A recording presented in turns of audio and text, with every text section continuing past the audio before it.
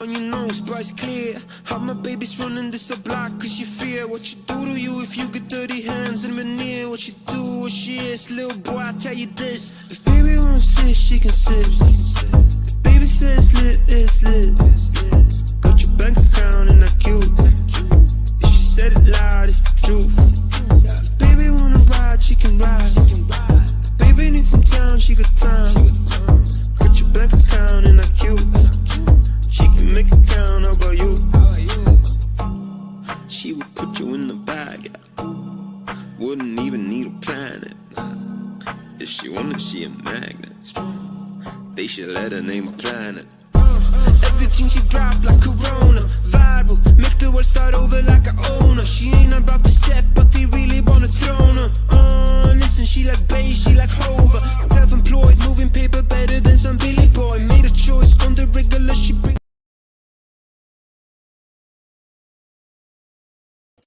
Hello, everyone. Thank you for looking us for another episode of Unapologetic with MANDRELL and SHU. I'm your host, MANDRELL. This is my beautiful co-host and younger sister, SHU. What up? What's going on, y'all? Yeah, you're the person that everyone comes to see anyway. So if you don't stop it, I don't care what I got to say. What you smacking on now? Nothing. I'm done with it now. I want to thank you for coming. How was your week? So far, so good. Not too bad. It? Yeah, can't complain much. You can, but no one's gonna care. Oh Lord! You know what's so funny? What? On the Dustle Spear last week. Was it last week? No, week before. You know, I was imitating our security boss, and I was talking about we're gonna do the Help Meets Meetup dating show, right? And so, how about I got asked to host what's called a dating, like a date night for real. Oh, what platform? It's like a speed dating event. They asked me to host it. I was like, oh Lord Jesus. Really? Yes. Well, Lord, so I guess I'm gonna be hosting a real Help Meets Meetup, y'all. What platform is this? Let everybody know so we can watch it.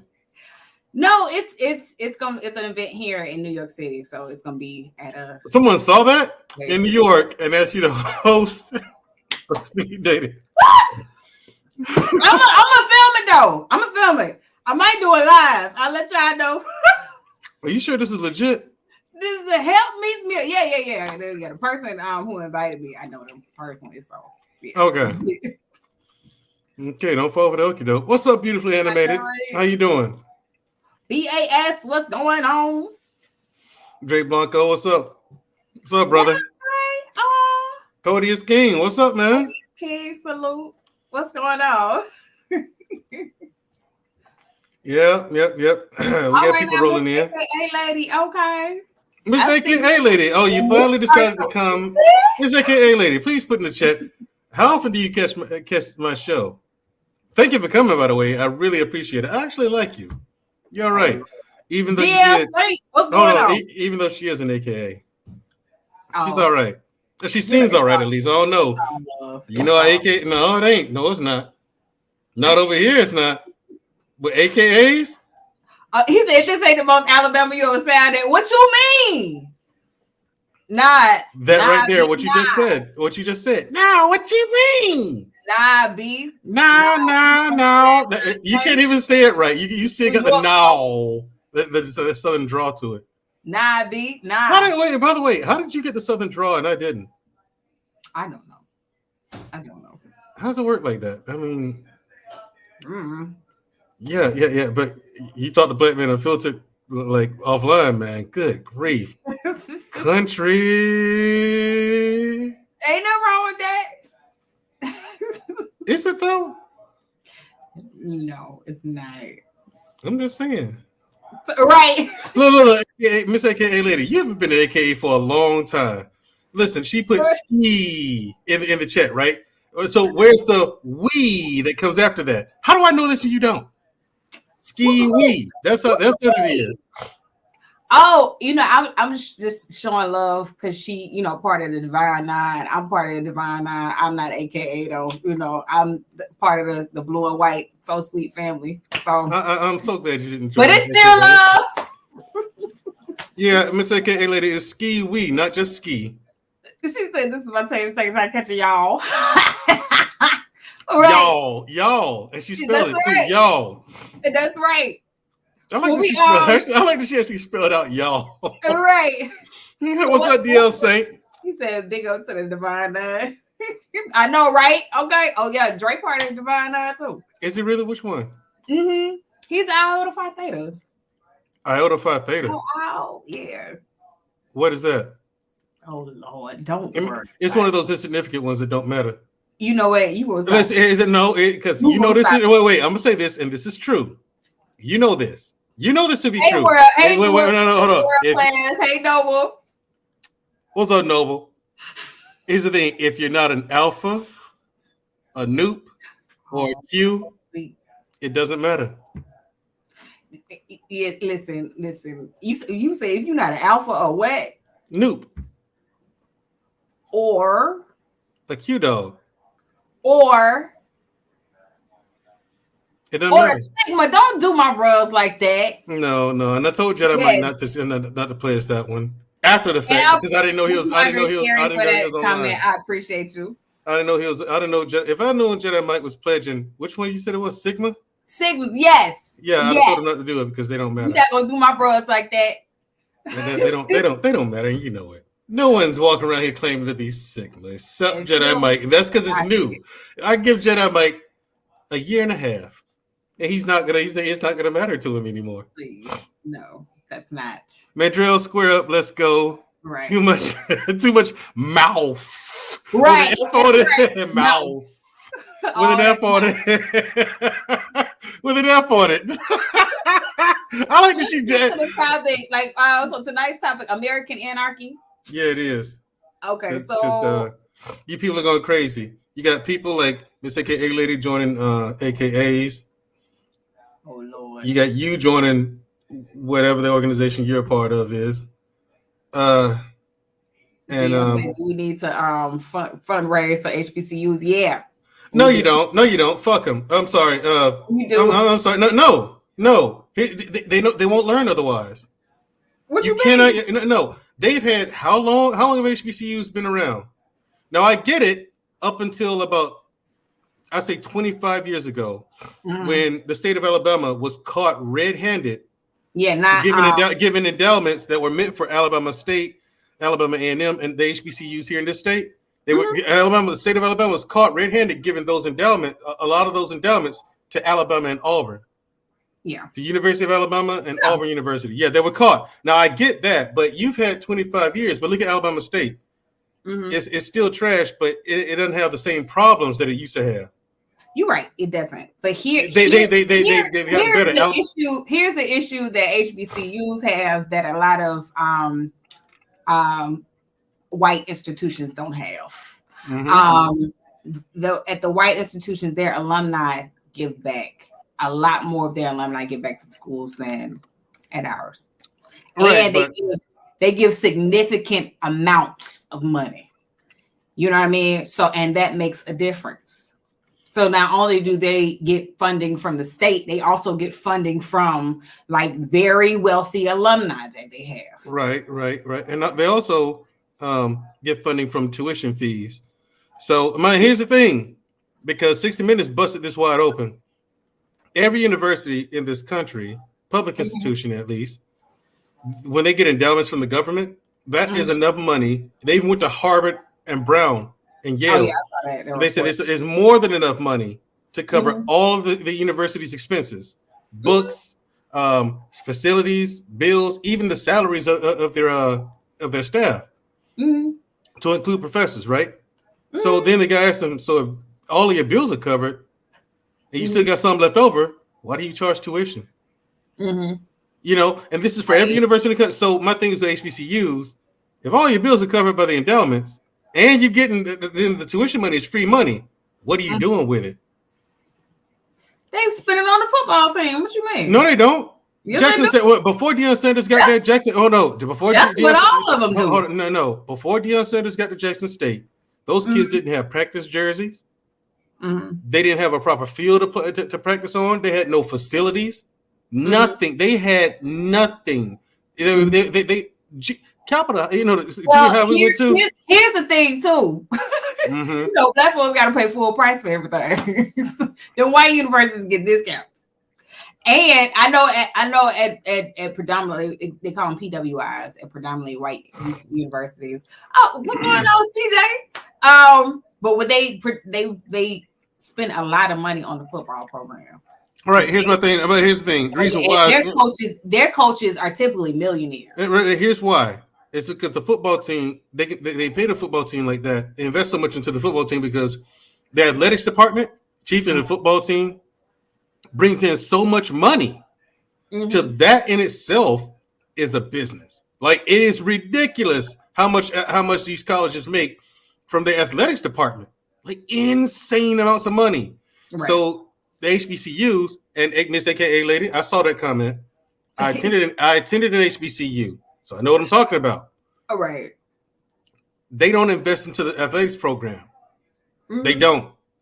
Right. Not for real. You know what I'm saying? So my question is like, I think they just like the situation of Bethune-Cookman. Like this guy, the guy they had NFL Hall of Famer there. They fired him because of what he said on Twitter.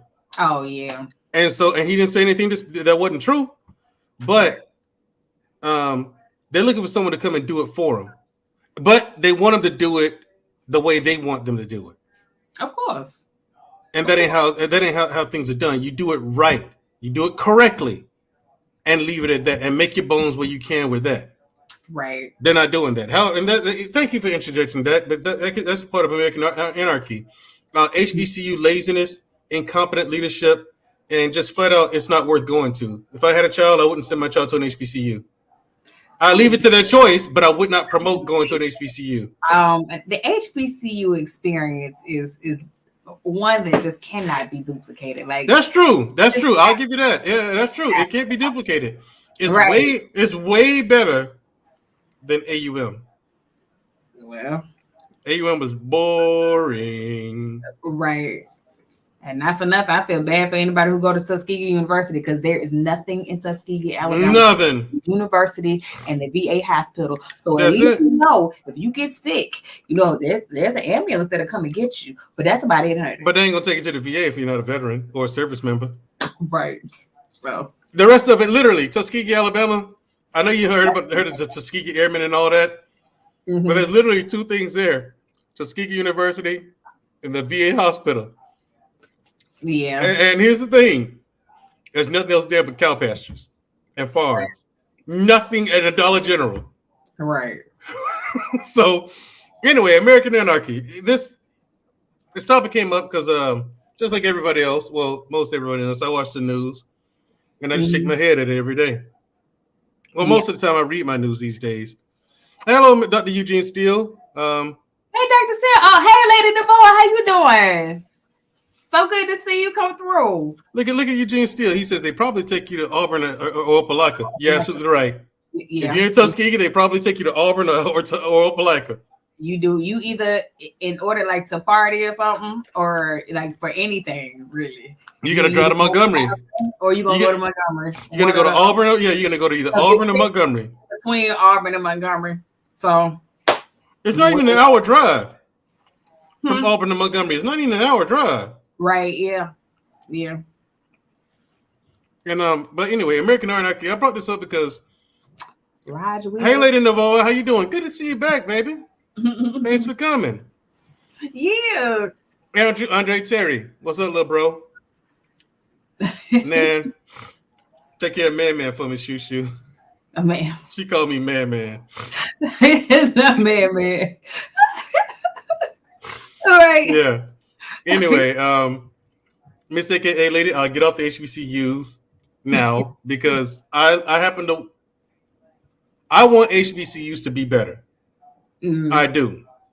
Right. But I don't understand how you consistently, year after year, decade after decade, employ incompetent leadership. I do not understand it. Mm-hmm. Now, if there's something the state's doing incorrectly that they should be doing, but they're not doing, like withholding endowments and giving it to other universities, okay, hire a team of attorneys and get cracking. You know what I'm saying? So, but other than that, there's no excuse for those schools to be in those conditions. Like when I went to Alabama A&M, there was rats and stuff in the dorms. Mm-hmm. Right. Yeah. They wouldn't hire, and they wouldn't call like fumigators and stuff to get rid of the pest problem. Anyway, that's a whole other thing. Anyway, American Anarchy people, thank you for coming. The reason why I brought this subject up is because y'all crazy. The whole country is going to hell in a ham sandwich. And I don't understand. Everybody crazy. Oh Lord. They're not even my kind of crazy. I'm crazy. Right. But these people are just ridiculous. Yeah. Yeah. I know Morris Brown is working to regain the accreditation. They lost their accreditation. How long ago, Dr. Steele? They still ain't got it back. Yeah. That was a long time ago now. Dang, ain't no point in going to school. There's no point going. Well, yeah, right. You're not an accredited. You're HBCU, but you lost your accreditations. I'm not enrolling. Low vibrational folks. That's right, Dr. Steele. Some time ago, yes. 10 years. Dr. Dre, 10 years. That's right. Thank you, Dre. Thank you, Dre. Crazy. Thank you, Dre. Even though you are a cop, thank you, Dre. That is crazy. 10 years. Dre is right. So my thing is, when you look at that, why do you think that? Like, why would I want to see that kid there? That's insane. It's not an accredited university. And what professor worth their salt is going to apply for jobs there? Right. Yeah. Yeah. Now, I am the single one. I am also team HBCU. Right. I am. However, I'm not going to hold your hand about it because they did it to themselves. Right. This is their doing. Right. In the state of Alabama, not theirs alone, because the state. Mandrell, can you pause that rant?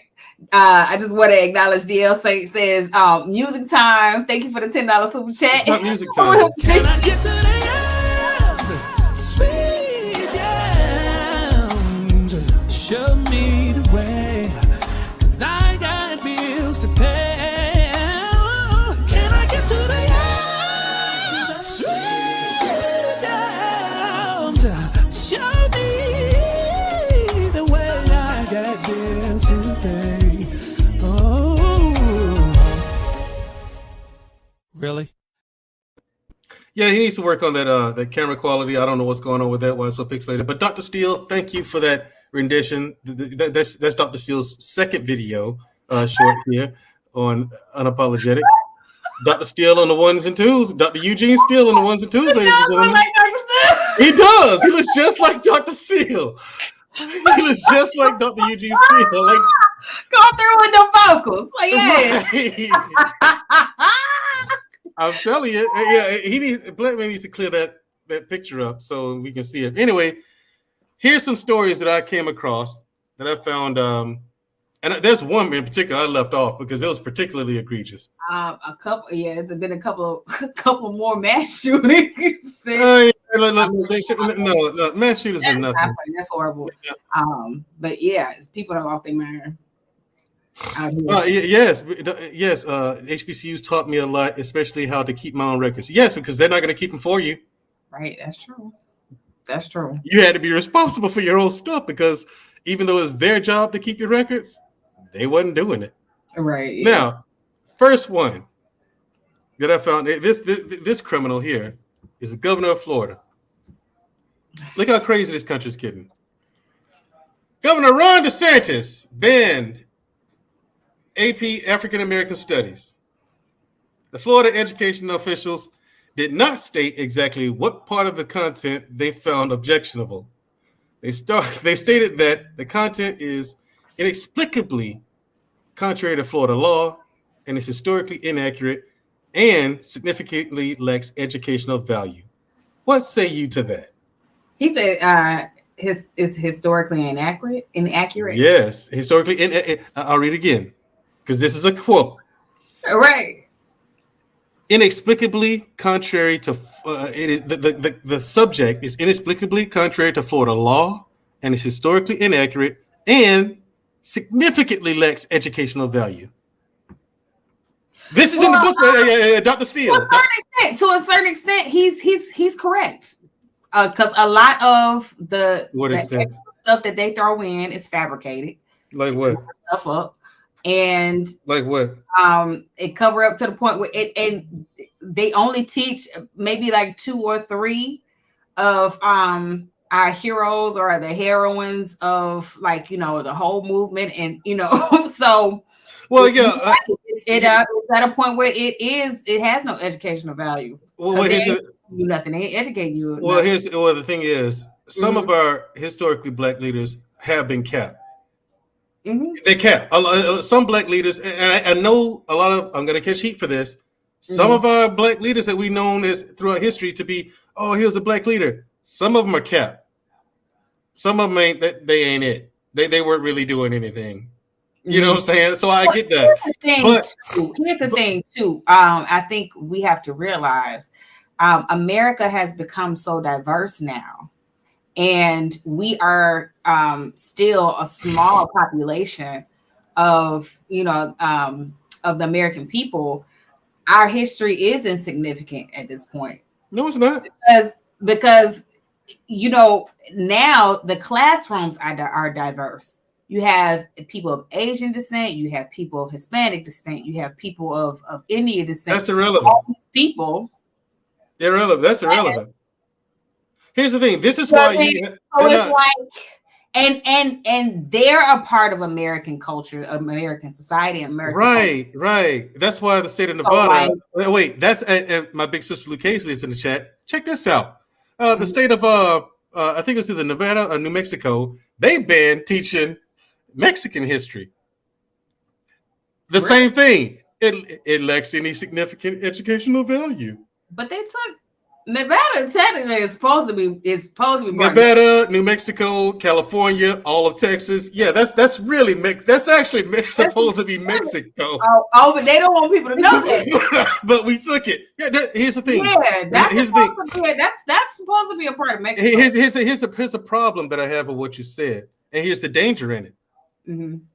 Okay, you hear. Number one, they just added, by doing this, they just added fuel to the fire of all the people who are claiming, oh, well, the system doesn't want black people to succeed, and you're trying to delete our history and everything. And that's one thing. Number two, you have way too many black people who have no clue. They don't know anything about African American history. You know what I'm saying? And I wish, I wish they would stop calling it Black history, because it's just American history. That's true. It's just American history. I wish they would stop calling it Black history. That's me personally. It's a personal thing. Let's see. Lucas says, who wrote the article? There has to be some. As soon as I start reading it, you take it off. She said, who wrote the article? There has to be more to this. DeSantis seems to be a pretty reasonable person. Now, here's the thing, Luke Hazley. This is the thing with our leadership in government. All right. They're a bag of cats. On the one hand, they'll make a decision and sign policy that is very reasonable and it works. On the other hand, they'll do something completely fucking asinine. Like you know what I'm saying? Like something completely brainless. So that's why me personally, even though my views are, people have said I'm conservative. I mean, I'm an issues voter though. I believe the best qualified person for the job. I believe in the policies that's going to benefit the greater good of the community, meaning the citizenry of America. Yeah. You know what I'm saying? That's what I mean by community. So that's me. The best policy, the best policies, that's what we got to push through, period. But yeah, this has been all over the place, Luke Hazley. I'm sure if you you can Google this one, like people have been talking about it left, right, and center. A lady says my daughter is in a FI school. They're still in the Florida school. They're still teaching Columbus and Pilgrims had an amicable relationship. Right. Right. You got history work at home. The school. Right. Here's the thing. That's what school boards want to happen. They want parents to do this. But the thing is, parents don't know anything about history. Yeah, so how are the kids going to get educated on it? And the problem is, what you're saying is that, see, if they take it out soon enough, all this is going to be forgotten. And you're only going to learn what they teach in schools, which is what most people get anyway. And then as soon as they get out of the class, they do a memory dump. Most of what they read and studied, they just dump it out. They just don't even remember it. You know what I'm saying? Right. Only people with real interest in historical subjects remember them. Like people who are fans of Greek mythology or the history of Canada, or only those are the people who are going to remember that stuff because they're interested in it.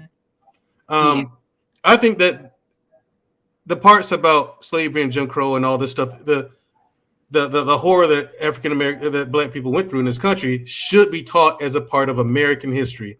And that's because it happened in America. It did happen. And they should be honest about the cause and effect. Yeah. Because for a long time, what America has done is you did these things to Black people. And after you gave us civil rights and the Voting Rights Act, you still held Black people in this position. And then you blame them for it. Yeah. And then you claim that America claims that we're not going to give reparations. We can't afford it. Well, here's a problem with that.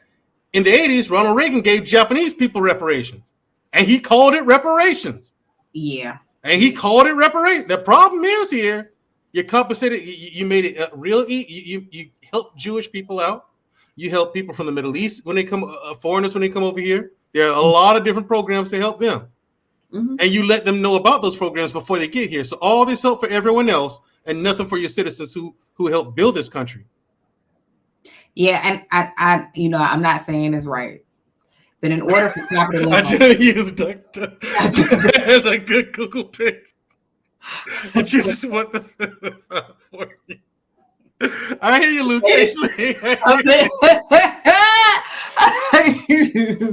You gotta love Luke Casey, man. Right. And hey, Luke Casey, by the way, and Queen Smiley Rules. Thank y'all for coming. And also we got 2 cash apps too. So after this point, we'll get to those. Oh, nice. What was I gonna say? How capitalism is structured and how it works is you have to have somebody on the bottom. Well, but it's very architecture. Capitalism is going to create classes. And here's the thing: like you have those people who come from like other countries or like who were victimized by America too. They have a country that they can claim, of which America does business with. So, and not for nothing, like we just kind of stand alone. So, America can benefit by giving the Japanese money because they do business with the Japanese, like the actual country. Like America can benefit from, giving money to all the other immigrants that come over here because they do business with their countries. Who they gonna do business with? They still raping Africa. Oh, I'm sorry, graping Africa. So it's not just us. They have to give money to Africans. They don't. The thing is, we're not African because we're not African. We have some African lineage. That's what I was saying. That's what I was saying. People who still have Japanese heritage, people who have Indian heritage, people who have like heritage from all these other different countries, like their country still claims them. They can still go back to their country and still be honored or recognized as a member of that country. We can't. Well, we stand alone. Here's the problem. We don't stand alone. We don't. We're Americans.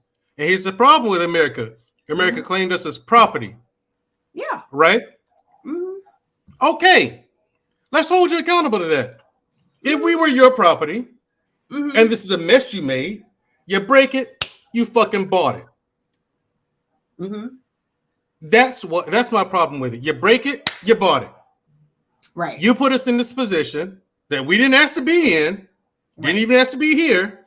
Oh, well, the Africans was a business deal, it was a trade. It was still, that was messed up. Yeah. But it was financially advantageous. Slavery was at the time. Yeah. And so America, my thing is this, America still benefits off of things that American slaves have done. Yeah. This is the issue I have with it. Yeah. America still benefits from programs and things that American slaves have done. If we had a whole nother system where no one benefited from anything from the past, like slavery, Jim Crow, and all that stuff, I would say that they had a point. I'm like, okay, well, listen, no one's getting anything out of that anymore. Right. So what claim do we really have? That's what I would say in that under those circumstances. But that ain't the case. Right. What we have here is America still benefits tremendously from the labor of those people's backs, and we are their descendants. You made promises that you never kept. Yeah. Time to pay the check. You can't claim to be liberty and freedom in the American way. What was the American way now? Right. From my perspective, you kept not one promise. Everything you told me you was gonna do, you never did, and all you did was give me a good swift kick in the ass on everything else. So from our perspective, what's the American way? Yeah. So my thing is that's my thing, and at the same time, it might sound contradictory. At the same time, I do love this country. Yeah, I do. Yeah, wholeheartedly. You know what I'm saying? I would not want to live anywhere else. Not to live. Yeah. No, like there's no other country you're going to go into in the world and you have this much opportunity. Yeah. The opportunities here are pretty much endless. Yeah. You know what I'm saying? You know, it's funny how we complain so much about how, you know, we got the top 1%ers, like who got all the money. And what was it? I was watching a documentary piece on like maybe like a day or maybe like 2-3 days ago, and they were talking about how Great Britain got it even worse. They people even worse over there. Well, you talking about the black people? No, I'm talking about their citizens all together. I'm talking about like socioeconomic class, like who has all the wealth. Oh yeah, in Britain. Oh Britain, yeah. Oh, listen. That top 1%. Worse. That top 1%. Listen, North Pole. Yeah. Yeah. Yeah. Winter, walking in the winter wonderland. You talk about being a fun. If you're rich and you look like one of us, you talk about being a fun to buttermilk. Okay. Holy shit, you stick out. Yeah. You know what I'm saying? Yeah. Okay. So that's my thing with that. Listen, you said a lot of stuff. Mm-hmm. Do it. You made a lot of promises. You never kept them. Not only that, you bullied us. Mm-hmm. And then you said it was our fault. And you convinced everyone else that it was our fault. Right. You used us, you painted us with nothing but negative propaganda. Still to this day they do. Yeah. Well, black people commit more crimes than white people. That's mathematically impossible. Right, yeah. How are we've never been more than listen. How are we 13.4% of the population and commit more crime than all the rest of them? That's mathematically impossible. Right. Right. We're not even close. You're right. But they don't but you watch show like Cops and cop shows and stuff like that. Mm-hmm. Yeah, they don't show other coaches doing crazy shit to the degree that they show African Americans. Yeah, but there is one show, however, there is one show that levels the playing field, and I love it.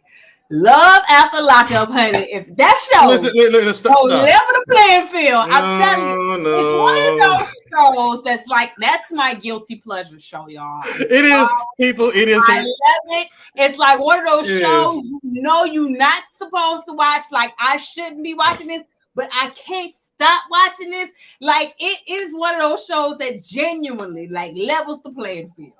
Like you. Yeah, right. Let me make a correction real quick. I'm sorry. Black Men Unfiltered.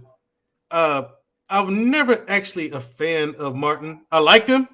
Mm-hmm. I respected his approach and everything, but I was always a Malcolm guy. Yeah. I was always a Malcolm guy. But and even Martin admits, Martin realized that Malcolm was right and he was wrong. He did. Martin finally realized, because if you go to the Heritage Museum here, where I am in Montgomery, Alabama, you go to the Heritage Museum, they show these documentaries, and you hear one of Martin's, I think it's like second or third to last speech, whatever. He was in a church. He explained to everybody what the government, when he went to the White House, his discussion with the president, what they worked out, and everything. Yeah. Then he explained to them what the government actually did. They gave everything he said that the president said he was going to give to black people. They gave it to white people. Yeah. He explained all of that. Yeah. This is Martin Luther King. You see him on camera saying these things. And he explained in detail how they did it. Yeah. So America, you owe a debt. I love you, America. You know I do. I fought for you. I put my life on the line for you, literally. Mm-hmm. And I almost died for you. Mm-hmm. Quite a few times. So I love you. But you do owe a debt. Right. Plain and simple. Okay, the second one. You think they're gonna pay that one? They're never. We're never gonna get reparations. By the way, people, get that out your head. We're never getting it. And Luke Casey says, "What'd she say last time? Anybody can make it here. That's why you have so many trying to come over here legally, and many of them not making it. Yeah, that's true. You have Cubans making it here." Mm-hmm. Making their own boats to make it to Florida. That's true. One lady, remember this story when little Elion, I think his name was? Oh, his parents put him on a rubber wheel, like a tire. Mm-hmm. They put him on a tire into the sea, and he stayed on that thing for I don't know how long. Until a boat found him real close. He was close to Miami. Mm-hmm. He almost made it all the way to Miami, and a boat picked this kid up. How desperate do you have to be for your parents to put a kid on a tire and put him into the sea just so he can come here and try to make it? Luke Case is right. There's nothing but opportunity in America. Right, yeah. Nothing but opportunity. And there's no other country like this on the planet. None. Yeah. Okay, now. Let's take a second. The super chat. Super chat? Super chat. No, the Cash App. Cash App, yeah. We got Cash App from Dre Blanco and Queen Smiley. Thank you very much to both of you. Let's not give them any of the lame new ones. Give us Bobby Brown's daughter. Oh, yeah, she's done. Yeah. Somewhere in the middle, I think I lied a little. I said if we took it there, I wasn't gonna change. But that went out the window. Yeah. Put my mind at ease, trickled up my spine. Oh, you look so pretty, please. Every single night, I need your hands on me. When your kisses climb, oh, you give me sweet relief. Make me feel so pretty. Would you help me out, please?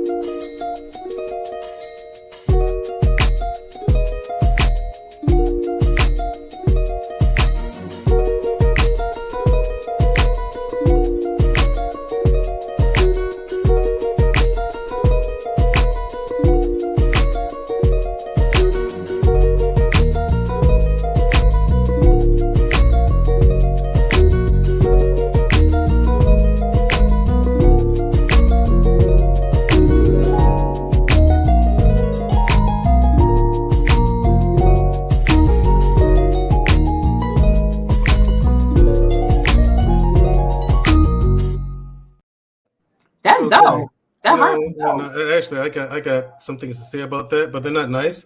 So I'm just I'm gonna be doing big business here pretty soon, and I don't want to get anybody any fuel or ammunition to. Oh, he said this and that. It was dope. Credit where credit is due. It was dope. However, what did Miss AKA lady say? Wait a minute, super chat. Get a jam session over here. Turn it up. Okay. This is nice. I know, right? Ain't they nice?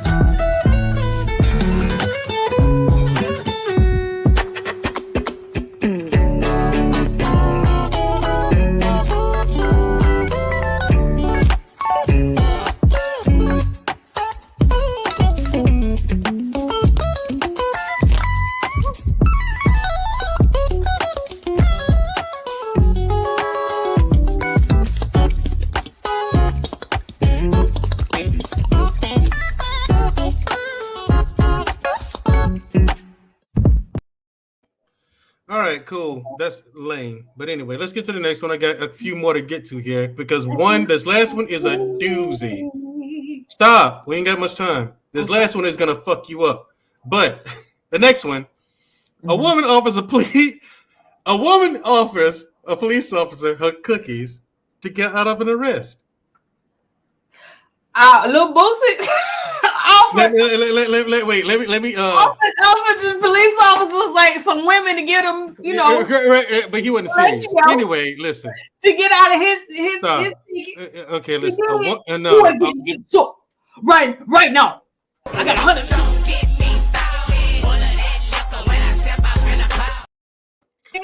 Well, listen, anyway, let me read this. A woman has gone viral after police dash cam footage captured the moment she offered sex to an Arkansas State police officer doing a drunk driving arrest. So this woman's driving, and officer sees her, right? Dre Blanco, this is for you. Oh, good job to you and your brethren. Okay, I got to give you boys in blue their flowers when it's deserved. Anyway, he pulls her over, and he was doing it by the book. Mm-hmm. It was a by the book officer. I gotta hand it to him. Mm-hmm. And then he pulls her. Ma'am, start the car, gives us a field sobriety test. He gets her credentials, runs them. Then he gets out the car and do a field sobriety test.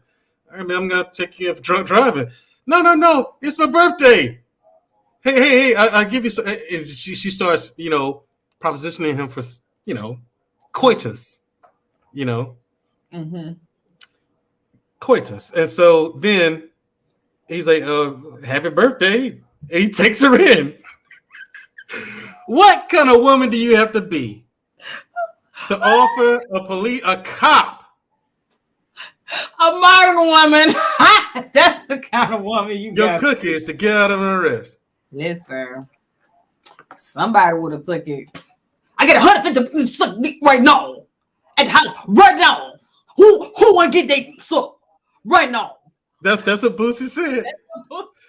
Right now. I saw that video, by the way. I didn't put him out here. I like Boosie. I'm a fan of Boosie. So I didn't want to put my man out there like that. That was just funny. That wasn't crazy. That was just funny. That wasn't crazy. That was just funny. Cause what are y'all on the interstate? Right what are you like 285? He was on like 285. What are you in Atlanta? Yeah. Yeah, he was on the and he started walking in the street, like in the middle of 285. He want to get that right now. Right now. And I was just like, right now. Who want to get that stuff right now? Right, with the New Orleans accent. Right now. That Louisiana accent. Good grief. Yeah, Boosie was wilding with it. He was mad though. And I'm gonna stand on that. He was mad. In my deal all day, every day. I'm gonna stand on that. All right, now here's one that I want to get into. Another big one. Oh yeah, I saw that. What? The LGBT. Stop. Hey, how about this, black man? Well, hold on. How about this? You and Black Men Unfiltered. How about both of you shut the fuck up? That's my next one. Shut the fuck up. Yeah, shut the fuck up. Now, anyway, cancel Aretha Franklin's song "Natural Woman." On Friday, the Transcultural Mindfulness Alliance, a reported LGBTQ activist group based in Norway, took to Twitter to condemn a song which was written in 1968. They claim that the song allegedly incites violence against transgender women. Now, the group writes on Twitter saying, and I read, Aretha Franklin's 1968 song "Natural Woman" perpetuates multiple harmful anti-trans stereotypes. There is no such thing as a natural, I'm doing quotes because this was written, natural woman. This song has helped inspire acts of harm against transgender women. TCMA is requesting it is removed from Spotify and Apple Music. Now, my thoughts on this is that I'm all for people having equal rights and fair treatment. However, this is where the LGBTQ community oversteps. you're doing too much. And so when you keep doing, when you keep picking at little stuff, every little thing gets on your nerves. Every little thing may or may not hurt your feelings. You're nagging. And so what happens is, it's like the boy who cried wolf. Nothing is actually happening to you. But you keep saying, I don't like this, I don't like that, I don't like this, I don't like that. Then pretty soon people are going to ignore you and your voice will not be heard anymore. Because all it is right now is just a bunch of white noise when you complain about things like this. So your message gets lost in the ether. And that's what I don't want to happen. I want them, when someone does something wrong against the LGBTQ community, I want that person should face the consequences. Right, yeah. But when it's something like this, no. This is an overreach. Yeah. Well, I mean, hold on. I Am the Single One says this was not the LGBTQI community. It was a spoof page. I feel you, but this is what was been reported. Thank you for the update, though. Yeah. Yeah. But the moment you said Norway. Yeah, it was in Norway. Yeah, exactly. Well, we're in Luke. Worry about what's going on in Norway. Like these right. American people, American artists, American all that alone. Okay. Right. So and Luke Casey, you be proud of my sisters. If it's not happening in America, she doesn't care. She cares about America though. like really. Like stop it. But yeah, so what's the next story? Next one. Next one and the last one, and after this one, we're gonna drop the link. A black man was sentenced to prison because a white woman said she dreamed he raped her. Where do you get that from? That's right. A black man was sentenced to prison because a white woman said she dreamed he raped her. You heard me right, audience. And for all you naysayers out there who says this kind of stuff, it doesn't happen to black people. Happens to us all the time. Oh, she says, expect to see more of this false propaganda to further divide. Yeah, overall community. Yep, that's true. I got to agree with her on that. True. Yeah. Yeah, I agree with her on that. And for no other reason. People do it just because, for good sport or whatever. Yeah, that's true. I said, yeah, that's right. Y'all heard me. Dreamed he raped her. Now, Clarence Moses L. served 28 years of a 48-year sentence for the 1987 assault and violation. I'm using violation in lieu of another word. Yeah. Okay. It rhymes with grapes. Right. Just take the S off. It rhymes with that. Yeah. So when I say violation, you know what I mean. He was of a 1987 violation. I know you would come with that. No. Ignore him. A violation in Denver, Colorado. So a Denver, Colorado woman. Although the victim did not initially name Moses L. as a suspect, she told the police that he was her assailant after dreaming about the attack. Now, when she dreamed about the attack, she was attacked by someone, right?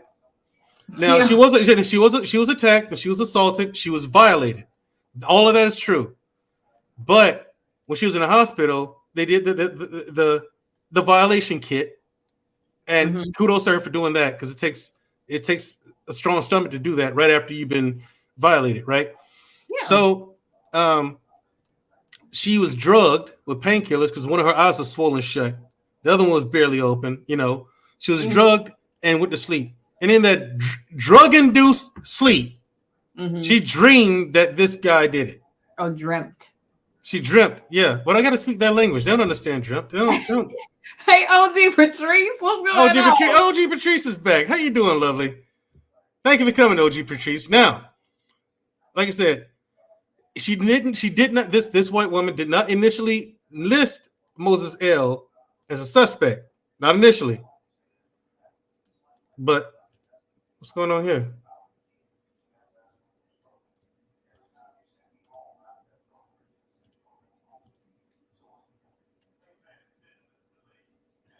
Is everything all right? Or is she frozen?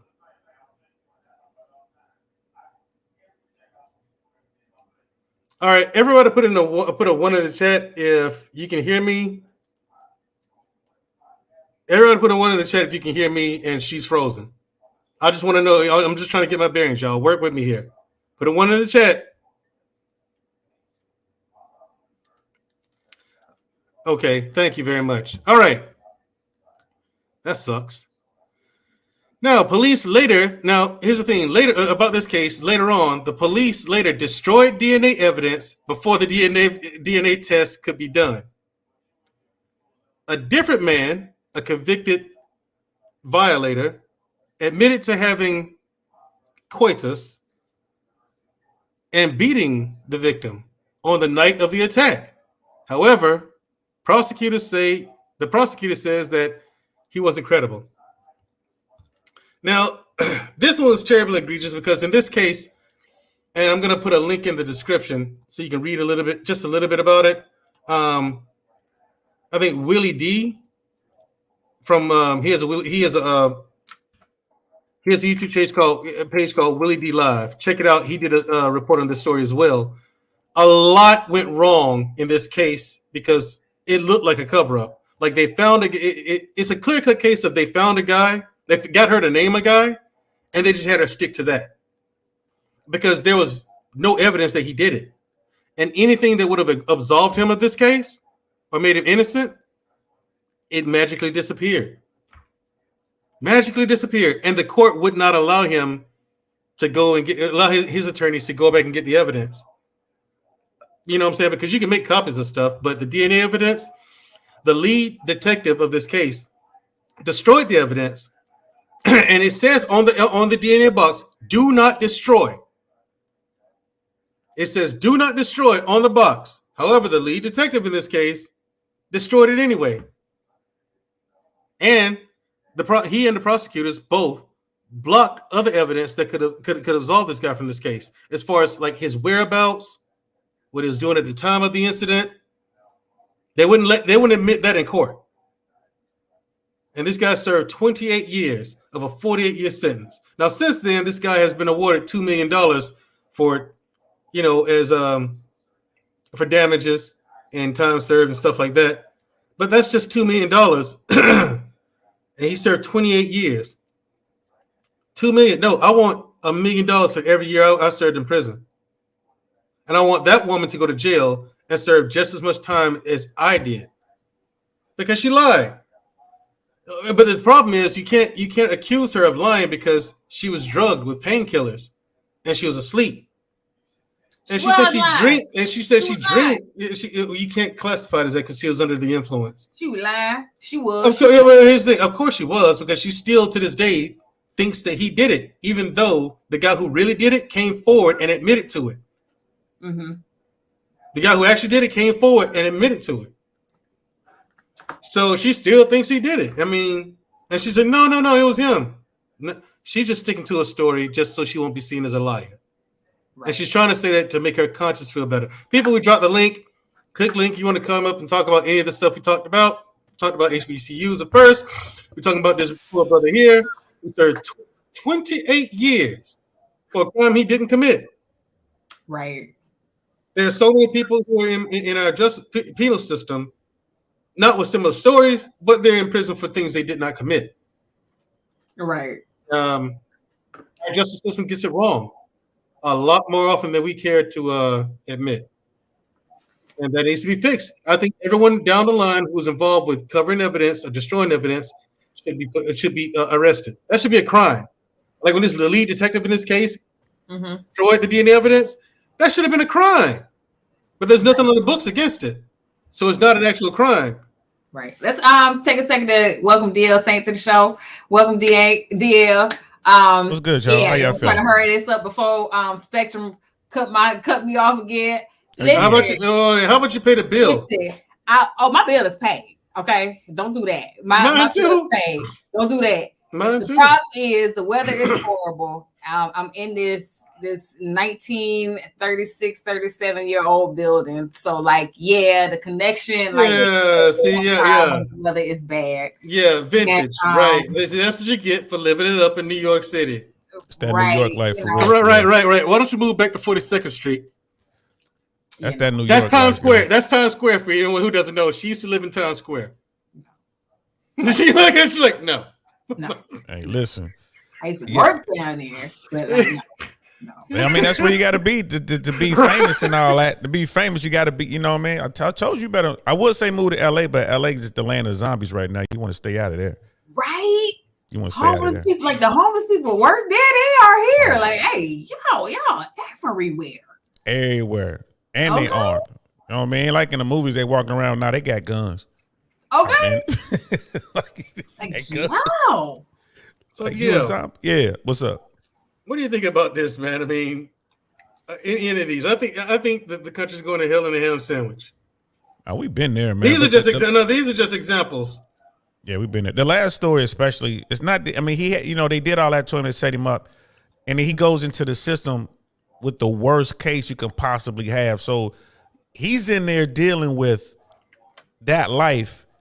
With that charge on your jacket, on his jacket, that is the worst. And they pull your paperwork when you come in there, so everybody know what you accused of, what you were found guilty of. That's the worst. That is the worst. All the prisoners know what you got put in jail for. And people, if y'all didn't know, in jail, in prison culture, there's a few things they don't tolerate. One of them is violating women. And violating kids. And violating kids. Violating women and violating kids. You are going to have a nasty time in prison. Yeah, that's the worst time to do right there. So, and then they come out, okay, you didn't do it. That's not going to erase the nightmare, you know what I mean, that he had to go through, that whatever he had to endure, whatever he had to do. I don't care how many millions you give him. You give him $1 million for every day you spend in there, it's not going to be enough. You know what I mean, to erase all that. So that's he's not going to get that 30 years back. Right. Right. Yeah. Right. Yeah. So, you only live once. Right. And he lived in the system. So I mean, those stories, like the one with the girl on her birthday. I get $150 right now. I give you these cheeks if you let me go. I give you these cheeks. God. It's a viral video, man. Though. I mean, I'm like, this is crazy. That's the title of this show. I was like, I'm watching all this stuff every day. I'm like, this is crazy. This is crazy. Bro, what's crazy is this is anarchy. No, here's the thing. What was going on before the cameras? Right. Before the body cameras. How many got away before the body cameras? Right. How many officers actually took women up on that offer? Hey, okay. I'm saying. Listen. They'll even take the body cameras off and throw them now. I was at a restaurant one time, and like it was an argument broke out. It was like some police officers in there, like I guess they was just having drinks or whatever, or chilling on a break, and because they were still in uniform. And they end up getting in an argument with one of the patrons in the bar. And next thing you know, you see the body cam like fly on the floor. I was like, I was like, yeah, it's time to go. Yeah, Dre Blanco, come up here and answer for that. Your brothers in blue taking off body cams. Hey, also, OG Patrice says, don't forget the Central Park 5. You're absolutely correct. Because in the case of the Central Park 5, the guy who really committed the crime found out that these 5 guys went to prison for something he did, and he found out about all the time they did. He was going to do life for the crime for the reason why he was in jail anyway. So he's like, you know what? That's messed up. I can't let him do that. I guess it weighed on his conscience. He came out and admitted it. Yeah. Just like in the case of the Central Park 5, in this case, the prosecutor says he's not credible. So I'm like, no, he admitted to committing the crime. Can I ask you a question, Mandrew? How do you feel about, this is a serious question, how do you feel about people that say these people are victims? The 30-year guy, the Central Park 5, different people that have gone to jail for just... that's because, here's how I feel about that. That's why it's important to learn about Black history. So you'll know that this isn't a new phenomenon. This is nothing new. So Governor Ron DeSantis and the education officials down there are dead wrong. This is why learning history is important. One of the reasons, at least.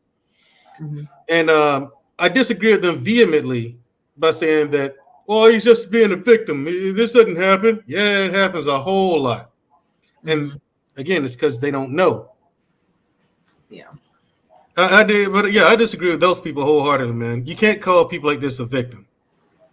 Wait, who are y'all talking about? There are a lot of people because there are a lot of people out here. Who are we in these in Central Park 5 example? Who are y'all calling a victim? I'm confused. Who are we talking about? No, he was asking me in general when people come out and say people like the Central Park 5 and like Clarence Moses L. victims. Oh, he's just being a victim. He's just being a victim. Like this happened to him, and people have the nerve to say, "Oh, you're just being a victim. Stop complaining." Yeah, it happened. So what? I'm like, I'm pretty sure in the case. I'm pretty sure in the case he was a victim of an unjust system. He's a victim of a poor investigation or whatever. His civil rights were violated. So in that sense, yeah. But yeah, that's crazy. And one thing about DeSantis, y'all talked about the DeSantis thing, and this is Sister Lucchese. I think DeSantis is doing this thing to stroke up his base, to try to get them ready. I really think he's going to make a run in 2024, and he doesn't realize. Whoever he's listening to is just because next year's election year. Well, whoever he's listening to is giving him horrible advice because this. I mean, he'll never win a national election doing stuff like this. No. This is just one of like a handful of things he's doing down here in Florida. He'll never win a national election because instead of talking to his base, he need to be trying to appease the independent voters and the moderates. But anyway, it is what it is. So do you think the Mandrell SHU? Do y'all think that the teaching of Black history is important? I know, Mandrell, your thoughts on it because you said it earlier, but I think the teaching of history is important. Like what Mandrell was saying, all history, like this Black history, white history, history, man. It's if we don't learn from our history, we're doomed to repeat it. Period. Yeah, you know what I mean. Yeah, I agree with you. I think that this. I think that how these talking points about the gender war and all this stuff, and we said we're tired of hearing it. I think that we should flip it and also be tired of hearing people overusing the word victim. I think that some people out here have it bad. There's this guy that just got out of prison, Mandrell. He went to jail when he was 15 years old for raping a white woman, and they got him out. Guess how old he is now? 58 years old. Yep. 58 years old. He didn't have a life. He didn't have a life. You did. You killed him. Yeah. You literally killed somebody. That breaks my heart, man. That breaks my heart. You go in at 15 years old. You didn't go to prom. You didn't enjoy You didn't play football. You didn't get a job. You didn't get a job. You didn't go to college. You didn't go to church. You didn't. Yeah, nothing, bro. You had no life. They just ripped your life from you, bro. 15 years old, you get out in your 50s, and now they're gonna tell you we're sorry. And they're trying no. And they're trying to give him, dude. When I tell you how much they're trying to get this man, bro, they're trying to give him $250,000, bro. But here's the worst part about it. What people don't know is you still got to pay taxes on that money. Yes. Right. And this man still got to pay taxes on it. Oh, don't get me started because this shit be pissing me off. I thought maybe it's different from state to state, but some states they don't make you pay taxes on those type settlements. You get all of it. In some states, some states, but there's a lot of states out there. You got to pay taxes. Yeah. I'm like, what's the point? What are you doing? All right, Jedi Mike, what's up, man? Hey, you guys hear me? Am I sounding good? Yeah, you sound good. Hey, okay. Frank, how you doing? I'm doing. How you doing, Boo Boo? I'm doing good. Yeah, I will say a comment on now I'm no longer a college student. I can just comment on the HBCU question. I came from a predominantly white institution, George Mason, here in Fairfax, Virginia, and I can tell you that there's a lot of tribalism that comes with coming from HBCU, but when you actually visit, I say particularly near DC, you go to Howard, right?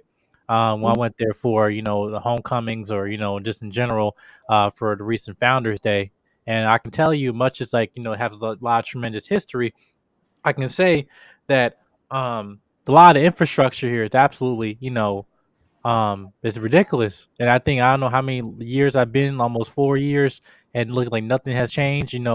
I see P. Diddy say I'm gonna donate $1 million to Howard, and everyone's chanting HU. No, I don't, and I don't want to know. Hell no. You know, like Right. shit. I mean, I need air conditioning. I need insulated walls and all that stuff. Yep. But yeah, but no, that's the AKAs. That's how I did the pinky. That's how short the process was. But anyway, Hey, um, uh, yo! but anyway, so but listen, that's not we're not here to talk about that today. But I just wanted to just kind of just say that to gentlemen, I think the football coach and everything. I was watching an interview you had with Roland Martin where he's just breaking down in tears. Yeah, Just he did. saying about Yeah. what's going on. That just messed me up because just like this is my thing. Is like us as Black people, we want to have the heart of helping us, helping everybody. But when it comes to we can't hold ourselves accountable, then we might as well just be white, or might as well be the enemy because we get blacklisted in a way where they want to kind of cast us out. But yeah, we're saying we need to be one with the culture. This dude was calling out, hey, listen, if we're about the culture, let's actually build the infrastructure and and actually maintain what is our own. But we're not going to be doing that simple thing, or at least addressing there's an issue in the first place. Then who do we have to blame? No white man was involved in this issue. Right. Right. Do you know It's, why they fired him, Mandrell? Do you know what? yeah, I know why. They Because said music. he went on Twitter or social media and he said, "Listen, this ain't it. Right. This is hit with a brick." Now he was already doing stuff Right. that university had never done. Right. He was recruiting people for that school in a way that the university had never done before, and it went over like gangbusters. Students were coming in hand over fist. So many students were there, right? And the school didn't hire people like landscapers to come and do the yard and clean up and stuff like that. My thing is the HBCUs is that it's the situation they find themselves in now. It's their own fault, and I don't think anyone should come to help them. Dig yourself out of it. Because the thing is, it's at that point now. Right. It's at that point. You had more than enough time Right. to fix this nonsense and fix the mess. Right. You chose not to. Instead of doing that, you chose to consistently hire incompetent leadership. And Ed Reed, the coach, Ed Reed, the Hall of Famer, multi-millionaire, he don't need the money, right? So my thing is this. Just like Dion. Yeah, they said the first video, if y'all watch Roland Martin, he broke all this down. The first video, they said, okay, they let that slide. Second video, okay, this the president, the interim president, right? Then the third video, he said the straw that broke the camel's back was when they heard rap music in the background. This is a Christian university. And so Ed Reed came on and said, wait. He said, dude, you don't want the president said, I walk through the campus every day. He said, you don't walk through the campus every day. He said, if this is a Christian college, he said, come listen to what these kids are listening to on out here at this college, right? He said, come listen to what they come look at what they wear. He said, man, it's crackheads walking through this campus every day. And he said, you're just trying to find a reason to get me out of here. Because the thing is, it's because Ed Reed was going to expose things just like Dion did. Exactly. Just like and Dion didn't expose people on purpose. Remember that black man? All he did was do the right thing. Yep. Doing the right thing exposed the university. You know what I'm saying? It's like, and he did more for the university than the university did for itself in 30 years. Right. Dion said the ticket sales were sold. The tickets were sold out for the football game, but only 20. But then he go look at the numbers. Only 20. Yeah, it was a $60,000 stadium. Right. Tickets are sold out. Every seat was filled. Now, if they sell more than 30%, they owe him a cut of the ticket sales. Okay. If they sell more than 30,000 seats, right? That's if they go past halfway. Right. Sold out stadium every week. But then when he looks at the number, only 28,000 was sold here. 27 sold there. 29 sold there. Exactly. So it's always just shy of that threshold where they owe him money. Exactly. They were cheating him out of his money. Yeah. He used his own resources and connections to improve that university. Right. Mm-hmm. And my thing is, and so the school will say, "Oh, he's leaving. He's selling us out." No. I want to say much more harsh things, but I can't. Well, Dion called Ed Reed. Dion called Ed Reed on FaceTime. And but Bethune Cookman is doing the same thing to Ed Reed. They are, and Ed Reed and Dion said sometimes you got to let go. I know you don't want to let go because you love the kids. And Ed Reed said, do you know how many parents I done fill up their cars to get here to recruit their children? Or how many tires I had to put on cars because the tires were bad? How much? He said, out of my own pocket. He said, I'm not even talking. He said, I took a busted tire a blowout tire and threw it on the front seat of my Porsche. And just chunked it in the front seat of my Porsche and helped these parents repair their tires and put gas in their cars. He said, I'm just trying to help the babies. Yeah. You know, and Dion, Right. Yeah, you know, I mean, come and on. Dion was doing some of the same stuff. Shout out to the Chaotic Truth in the chat, by the way. Thank you for coming, sir. Right. And positivity is definitely coming your way. Thank you, Chaotic. Oh Lord. Hey, that's my man. That's my man. That's the homie. That's the homie, the Chaotic Truth, man. Say what y'all want. I am the single one says, I need some tires. Right. You better have a running back. I ain't saying you better have your running back or a receiver. Maybe a tight end. Right. Now, shout out to Beautifully Animated Speaks. Thank you for joining the panel. Hey.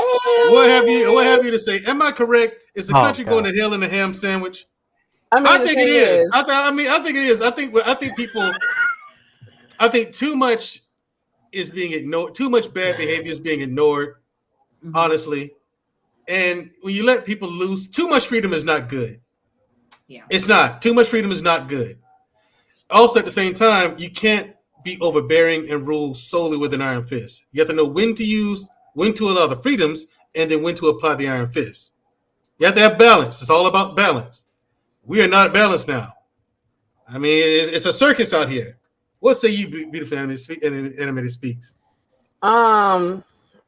With the birthday girl, right? Yeah. The birthday girl won some birthday D in a uniform because we all know the uniform is sexy. I don't know that.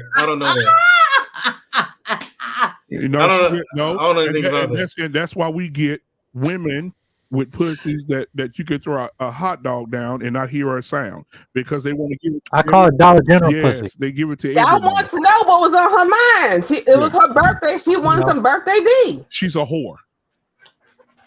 I mean, look, she was drunk, man. Come on. She wanted to get out of that ticket. She's a drunk. She wanted to get out of that arrest. You should ride that ride.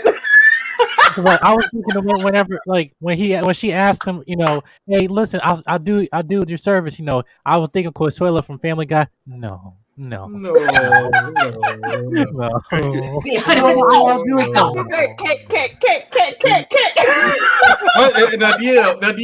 you out here in these streets, man. I thought this. I wasn't surprised by it. I thought it was hilarious. I mean, it happens all the time, bro. I thought it was hilarious.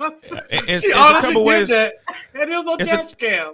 It's a couple ways to look at it, bro. Like you can look at it like you're doing like the funny side of it, but like I said, what was going on when the cameras weren't on their bodies? And here's the flip side to that. How many law enforcement guys? You know, when it comes to cops, I didn't deal with the worst of the worst.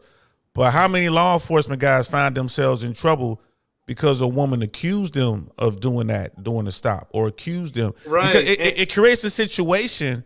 Because I mean, when I was in LA, I knew a lot of girls who were working girls, but the higher class ones who would go into like the real nice Hollywood bars and stuff like that. High price escorts. Right. Escorts. And they would tell me stories like, they're like, yo, I could be walking down the street to go and get into my car. And you talking about women who are driving Mercedes, BMW, because they're high end. And the police would know that she's a working woman and snatch her up and do things to her. And the cop will say, well, what are you going to do? Who are they going to believe, me or you? And then, you know what I'm saying? And then you have a situation where you have a good cop who's just trying to do his job and this woman to lie. And next thing you know, he's before review board or whatever. Right. So I can see how you want dirty cops have opened the door for that scene. Well, the dirty cops and these bad women. So it's just one of those things where it's a good thing they got the camera on. And then we can make light of it because we see it on the camera. But it was like, just imagine what was going on before. Because now this was like I said, again, to say it again for the record, this was a by the books cop. This cop actually pulled over and did his job. Okay, I had that camera on. Right, because I had the camera on. Yes, that's true. The dash cam was on, but hey, that's true. You better behave. You got the dash cam on. But I thought it's funny. Like, lady, you're on the dash cam. And that's not the only video. There's a video out there of a white woman sitting there talking about, can we solve this with sex or something? Same thing. This was like years ago I saw this. She was like, can we solve this with sex or something? Like, no, get out the car. No. Put your hands behind your back. But as far as the college situation, it's all about getting money off the kids, right? Mm-hmm. And not investing in the kids. Or the So university. right. No, I'm saying they want to keep the money to themselves. They want to get the money, but they don't want to spend the money. Right. And so they're not gonna fix these problems because fixing the problems costs money. So of course they rather get rid of a person or let a person go and who's actually going to fix the start crap problem. with them. Right. Right. Now, Right. hold on. Yeah, because then the shenanigans can't fly anymore because he's going to start asking questions. Now, Right. shout out to my man, the Chaotic Truth. Thank you for joining the panel. Hold on. Hey, what happened to my harp? It's time for a music break. Black man, can we get that harp again? That was fire. Right. No, right. It was. All right, we'll get the Chaotic Truth's thoughts after this.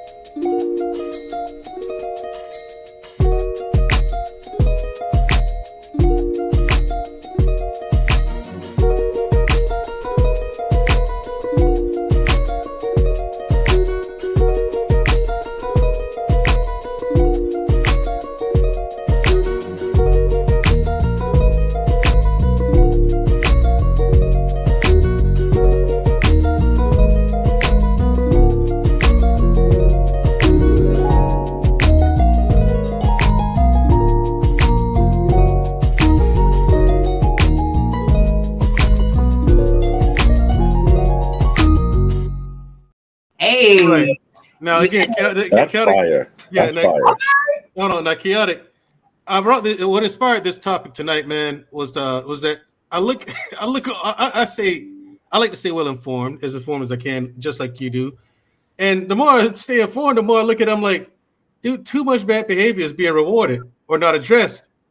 And then I look at the state of morality in this country, and it's just getting more and more and more into that abyss. What are your thoughts? What are your thoughts, brother?